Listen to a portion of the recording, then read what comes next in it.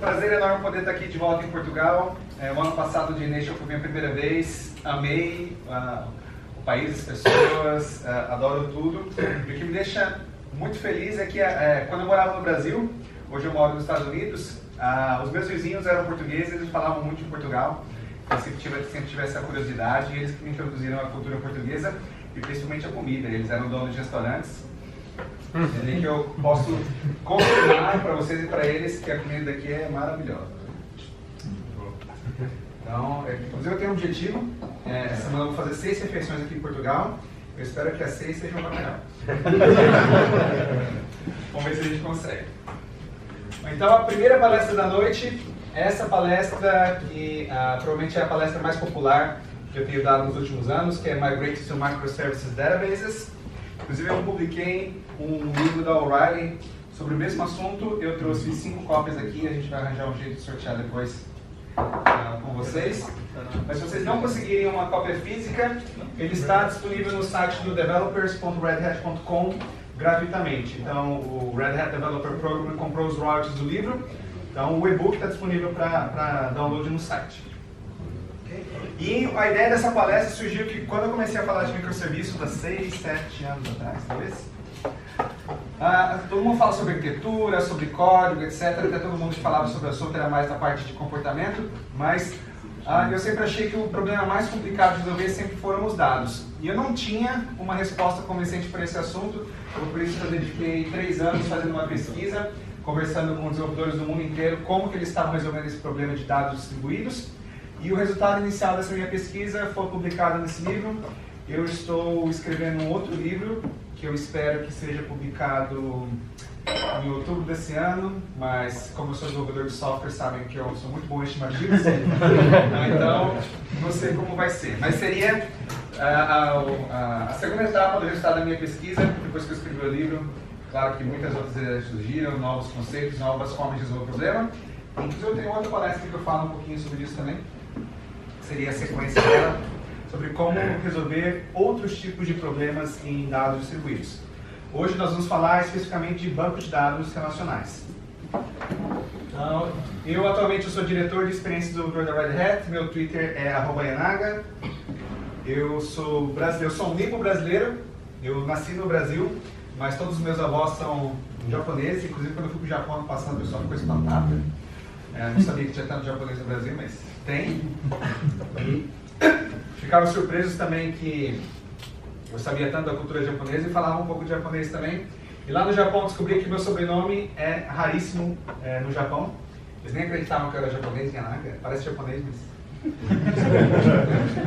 mas daí eu descobri que é super raro porque pouca gente no Japão tem sobrenome e particularmente da família Yanagi que sobrou só tem no Brasil. Porque eu tinha da família do meu pai no Japão, eles morreram ou não tiveram filhos. Então, se quiser encontrar alguém Yanaga lá no Brasil, com certeza é parente. Então também sou um Java Champion, sou um Microsoft MVP, que até onde o Google me permite dizer, acho que eu sou o único, primeiro e único. E sou um DevConf Rockstar, que DevConf é a maior conferência de desenvolvedores da América Latina. Tem aproximadamente todo ano 20 mil pessoas, então é algo bastante significativo e é muito bacana estar lá, tanto quanto estar aqui em Portugal como no Nation. E eu trouxe alguns brindes. Tanto também não. Não, é verdade. Aqui no Brasil tem mais gente, então. Eu tenho que defender os compatriotas. Conclusão, tem que conversa? O The DevConf, ele tem. Até o ano passado eram 3 edições, esse ano serão 5, então eles estão tentando global o país inteiro. Esse ano eles vão fazer transmissão simultânea em espanhol, para poder pegar a parte com o espanhol. E São Paulo, 8 mil pessoas, Florianópolis, 7.500 pessoas, Porto Alegre, 3 mil pessoas e as outras cidades que eles vão abrir. Eu acho que esse ano deve atingir os 25 mil pessoas e talvez, quem sabe, né, eles abrem uma edição. Eu estou torcendo para que seja no Caribe, alguma coisa assim, para tirar mais o pessoal que apareceu. Okay. E de ideias, depois eu vou precisar da internet, mas eu costumo fazer o seguinte para poder sortear um dos brindes. Não sei se vamos sortear todos dessa forma, porque eu tenho uma outra brincadeira para fazer com vocês também, mas pelo menos eu diria que pelo menos os livros, eu tenho livros, pendrives, os stickers aqui estão à vontade. Não pretendo levar nenhum embora, mas se sobrar eu levo. E camisetas, eu acho que as camisetas vou deixar para o final da segunda palestra, que eu tenho outra brincadeira. Eu vou precisar do celular de vocês para poder brincar também, mas eu quero sortear os livros e os pendrives aqui pelo menos nessa primeira palestra. E as regras são o seguinte: tem que me seguir no Twitter, tem que tirar uma foto dessa palestra, tem que mencionar o @Yanaga com a hashtag PTJug. Eu tenho um aplicativo, eu vou precisar da internet. Está disponível no GitHub. No GitHub também é Yanaga. Vocês podem editar o código-fonte, só tem que acreditar que a versão que eu estou rodando é a mesma que está lá no GitHub, certo? E basicamente ele filtra o Twitter, faz uma pesquisa no Twitter com todas essas condições e sorteia aleatoriamente um número que vai ser de 7 pessoas que vão ganhar ou o livro ou um pendrive. Daí, baseado na ordem do sorteio, a pessoa pode escolher se quer um pendrive de 16 GB. Não sei se quem que usa pendrive hoje em dia, mas é um na pior das hipóteses, é um abridor de garrafa. Tá? Se não usar o pendrive, eu vou usar o pendrive. Ok? Se vocês quiserem tirar uma foto aqui, @Yanaga, hashtag PTJug. 5 segundos.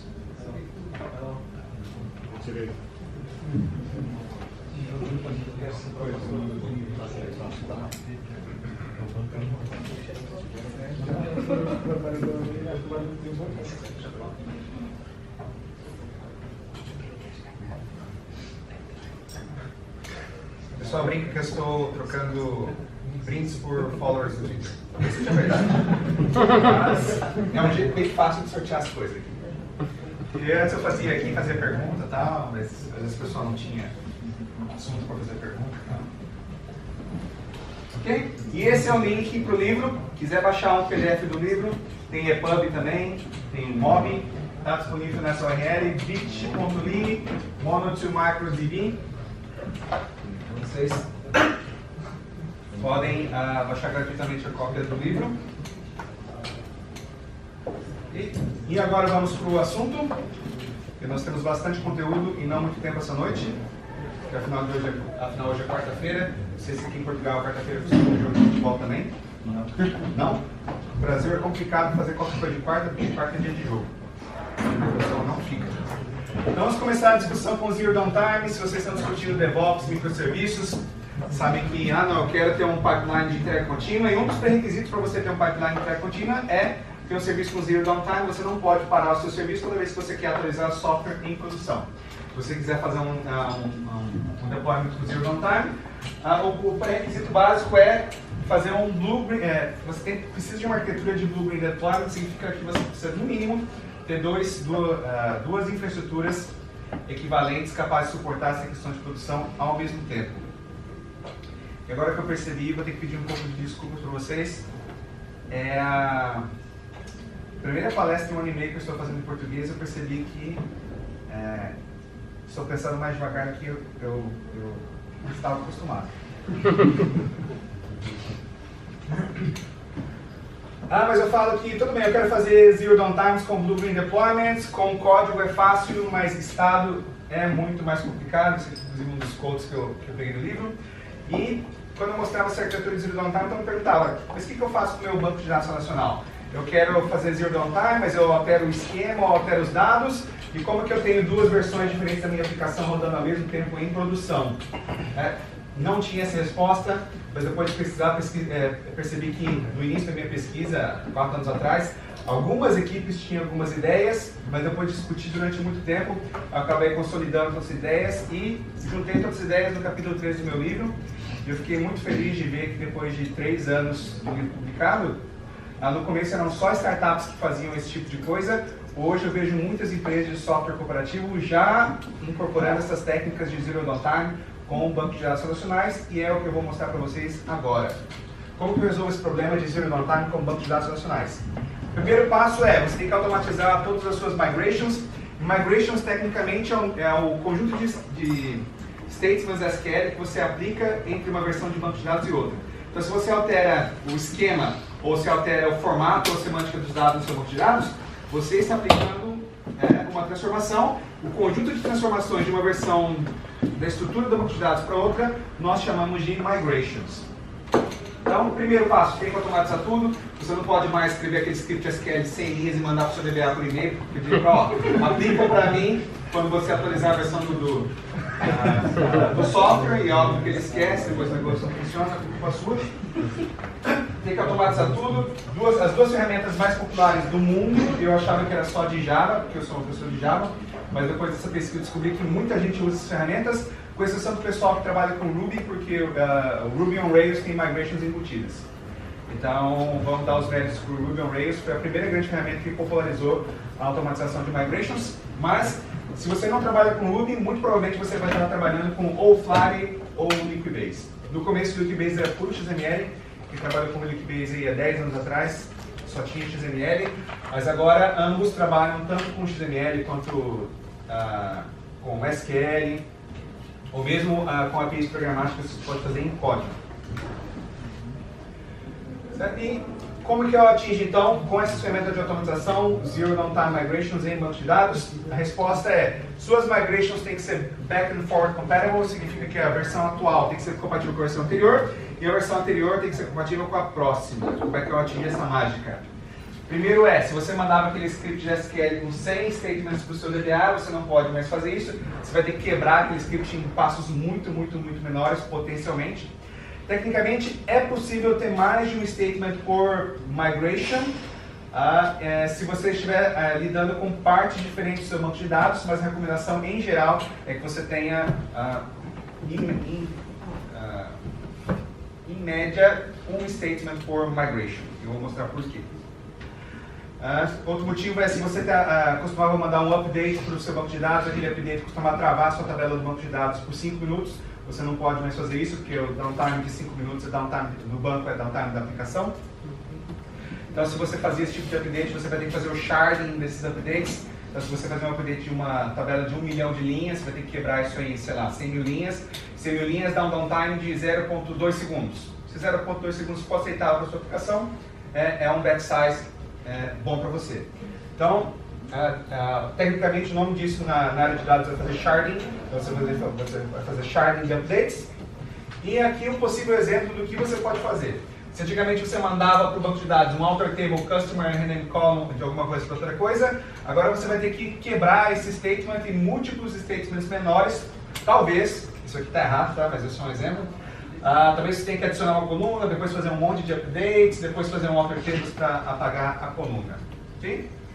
E durante a minha pesquisa eu fui capaz de coletar 4 migrations que desenvolvedores do mundo inteiro estão utilizando para fazer Zero Downtime Migrations em banco de dados. Que são particularmente adicionar uma coluna, renomear uma coluna, alterar o tipo ou formato de uma coluna e apagar uma coluna. Vocês podem pensar, como que eu faço isso em tabelas? Se você pensar que uma tabela é um conjunto de colunas, se você aplicar os mesmos passos sucessivamente numa tabela, você vai conseguir atingir os mesmos resultados. Talvez leve um pouco mais de tempo e dê um pouco mais de trabalho. E o que eu vou mostrar aqui, vocês podem pensar no princípio, nossa, é muito trabalho só para fazer uma migration. Eu tive essa impressão também, mas todos os times com quem eu conversei que se acostumaram a aplicar essas migrations em produção, jamais voltaram atrás, porque eles perceberam que isso aqui não somente é a única forma de eu conseguir alcançar Zero Downtime Migrations, mas também como é a forma mais segura para você fazer a atualização no banco de dados. O secret sauce aqui, a mágica por trás dessas migrations, é que em nenhum momento você manda um statement para o banco de dados que seja uma ação destrutiva. Os seus dados da versão anterior e da versão nova sempre estão presentes no banco de dados e é por isso que é tão seguro. Não que você não precise fazer backup do seu banco de dados, mas se você aplicar esse tipo de migration, você não vai mais precisar ter contato com o banco de dados, com backup, se alguma coisa der errado, porque a versão anterior dos seus dados continua ali no seu banco de dados. E eu tenho, se vocês procurarem no meu GitHub também em Anaga, tem um exemplo de código que eu mostro uma aplicação em Java com várias diferentes versões, e se vocês quiserem rodar, versão 1 com 2, 2 com 3, 3 com 4 e assim vai. Todas elas trabalham ao mesmo tempo com esquemas compatíveis, você não perde os dados, elas funcionam ao mesmo tempo, sim. Então, se vocês duvidarem aqui da teoria, na prática vocês podem olhar no código. Então, eu vou passar rapidamente, porque eu tenho um capítulo inteiro do livro só descrevendo essas migrations, né? Mas só para vocês terem noção de como funciona. Cada número desse 1, 2, 3 e 4 é uma versão da sua aplicação que tem para produção. Então, se você faz um release de versão a cada ano, com certeza não é viável para você. Isso aqui é para quem faz release de versão toda semana, ou 2, 3 vezes por semana, ou várias vezes por dia. Então, para poder ser capaz de fazer Zero Downtime Migrations, você precisa diminuir o batch size, fazer releases mais frequentes. Por outro lado, se você faz release a cada ano, você não tem problema de downtime. Só troca ali naquela madrugada terrível. Vamos lá, adicionar uma coluna. Eu tinha outra palestra também contra várias histórias de horror de updates, mas hoje não dá tempo. Adicionar uma coluna. Então, quais são os tabs? Versão 1, alter table add column. Versão 2, o código leu o valor de leitura da coluna e...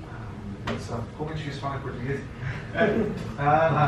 O código calcula o valor de leitura e grava o valor da coluna nova. Etapa 3 aqui você pode ter que quebrar em vários pedaços menores, né? Você pode ter que fazer a atualização dos dados utilizando shards. E 4, o código lê e escreve da nova coluna. Certo? Se você completar todas essas etapas aqui, uma atrás da outra, uma versão é compatível, a nova versão sempre é compatível com a anterior, e a versão anterior sempre é compatível com a da frente. Se você fizer todas essas 4 etapas sucessivamente, você completou um Zero Downtime Migration com sucesso. E entre cada uma dessas versões, é óbvio, você vai abrir lá o seu painel de SQL, vai mandar um monte de select para ver se os dados estão sendo gravados de modo correto pela sua aplicação. Rename column, esse aqui é a mais complicada de todos. Versão 1, você alter table add column. Versão 2, o código lê da coluna velha e escreve em ambas. Versão 3, você copia os dados da coluna velha para a coluna nova utilizando o sharding. Então você faz o update ali de uma coluna para outra. Versão 4, o código lê da nova coluna e escreve em ambas. Por que você tem que escrever em ambas? Porque se a versão anterior ainda precisa do dado que está na coluna antiga. Então você tem que continuar sempre escrevendo nas duas. A quinta versão, o código lê e escreve da coluna nova. E sexta versão, você apaga a coluna, não imediatamente, mas depois. Por quê? Porque apagar a coluna é uma ação destrutiva, você perde os dados que estão no seu banco de dados. O que você faz? Depois da versão 5, você vai lá e marca aquela coluna para ser removida. Aí sim, você vai lá na gira, abre um ticket dizendo que é o DBA. Depois na próxima janela de manutenção, você faz um backup, verifica se ninguém está utilizando essa coluna e, se tudo estiver ok, apaga essa coluna porque eu não estou mais utilizando na minha aplicação. Fez tudo isso aqui, sua aplicação foi atualizada com Zero Downtime com sucesso. Próxima migration, alterar o tipo e formato de uma coluna. Se vocês olharem aqui, tem um padrão, é exatamente a mesma coisa. São as mesmas etapas, é uma coisa boa, porque você sempre está praticando as mesmas etapas para alterar o seu banco de dados. Então, renomear a coluna e alterar o tipo e formato de uma coluna são exatamente as mesmas etapas. E o último, apagar a coluna. Não, você nunca apaga uma coluna em produção. Porque se você mandar um delete column, você perdeu os dados que estavam lá. O que você faz? Você para de utilizar o valor, mas continua gravando no banco de dados, porque a versão anterior ainda precisa do dado que está lá. Mas eu removi aquele campo da tela que estava gerando o dado. Não tem problema. Você grava uma coisa que seja significativo para a versão anterior da aplicação. Depende de você, programador, qual a semântica do dado que você está colocando no banco de dados. E se tudo estiver certo, na versão, você pode, em uma versão posterior, parar de gravar esse dado, algum tempo depois que ninguém estiver usando, e pedir para apagar a coluna, assim como você fez na etapa anterior. Você fez tudo isso com sucesso, você teve uma Zero Downtime Migration bem sucedida. E a próxima pergunta é, e as minhas integridades referenciais? Não tem segredo, você tem que dropar as integridades referenciais e criar not null também, esse tipo de constraints. Você tem que recriar depois que todas as migrations tiverem sido concluídas com sucesso. Algumas pessoas reclamam, mas integridade referencial é como se fosse a rede de segurança do DBA ali para o programador não fazer cagada. Né? Então, se você pensar bem, se você tiver cuidado no que você está fazendo, você não precisa dessa rede de segurança para garantir a consistência dos dados. Então, depende de você, programador, para fazer um trabalho bem feito para impedir que essas inconsistências aconteçam. Okay? Então, esse aqui é o segredinho. E essa primeira parte da palestra eu tratei só sobre Zero Downtime Migrations em banco de dados relacionais. Vocês podem estar perguntando, mas não era sobre banco de dados em microserviços? Sim, mas eu achei que eu coletei esses dados ao acaso durante a pesquisa, porque a maioria das equipes com quem eu conversei disseram, eu quero distribuir os dados, mas eu tenho problema de downtime, porque antigamente o downtime do meu sistema era igual ao downtime do meu monolito. Agora não, agora tem um monte de microserviços e eu não posso permitir que o meu sistema fique fora do ar, porque tem um microserviço lá que está atualizando o esquema do banco de dados e ele está demorando 5 minutos. Depois a outra equipe resolve atualizar aquele lá também, mais 5 minutos. Então o downtime acaba sendo multiplicado por cada um dos microserviços. Como você pode ter vários microserviços na sua arquitetura, downtime por causa de migration não é mais uma opção. Então por isso todas essas equipes acabaram adotando esse tipo de comportamento. Agora vamos entrar na parte específica sobre microserviços. O Martin Fowler fez um bom trabalho coletando as características de microserviços no Blick dele, dizendo que a arquitetura de microserviços tem 9 características principais, e hoje nós vamos tratar somente desse aqui, que é o gerenciamento de dados descentralizados. Então a pergunta que o pessoal faz se você tem uma aplicação nova, está fazendo tudo bonitinho, quer fazer tudo distribuído, pode parecer simples, embora seja uma má prática. Se vocês olharem a maioria da literatura falando sobre microserviços, sempre comece com um monolito. Depois que o seu conhecimento sobre o domínio de dados evoluir o suficiente, você pode decidir quais partes quebrar, porque é muito comum, se você tentar distribuir logo no começo, você percebe, peraí, eu não quebrei direito. Inclusive é o problema com o qual muitas equipes estão passando hoje em dia. Eles entraram nessa ordem de microserviços 2, 3 anos atrás, fizeram errado, quebraram o modelo de domínio errado e chegaram em certos problemas, como por exemplo, toda vez que eu mudo informação aqui, eu mudo informação aqui também. Toda vez que eu mudo informação aqui, uma tabela cliente cópia ali no banco de dados, e eu dou um jeito de toda vez que alguém atualizar lá no microserviço cliente, eu atualizo aqui também a minha tabela cópia no banco de dados, assim eu não tenho que mudar nada do que eu tinha no monolito. Parabéns! Você resolveu criar uma arquitetura distribuída em que você tem um nó canônico, que é a fonte de informação, gravações são somente aqui, e você tem uma cópia CQRS dentro do seu monolito. Essa é a arquitetura recomendada para sistemas corporativos. Vou dizer que para sistemas corporativos, para 90% dos casos, REST com HTTP não serve para integração dentro do sistema de back-end. Você tem que utilizar uma outra técnica para poder permitir que os dados daqui sejam propagados para os outros nós do seu sistema que precisam daquela informação. E como fazer isso? Agora é a parte final da palestra. Eu consegui coletar 9 técnicas diferentes que desenvolvedores do mundo inteiro estão utilizando para fazer essa integração com bancos de dados. Eu sei que vocês podem olhar e tem um monte de técnica que está faltando, eu sei, mas é só para banco de dados relacional, e no livro que eu estou escrevendo agora, eu estou cobrindo todas as técnicas que não utilizam somente bancos de dados relacionais. Então, esses cenários são tabelas compartilhadas, views materializadas, triggers, código transacional, ferramentas GTL, virtualização de dados, event source.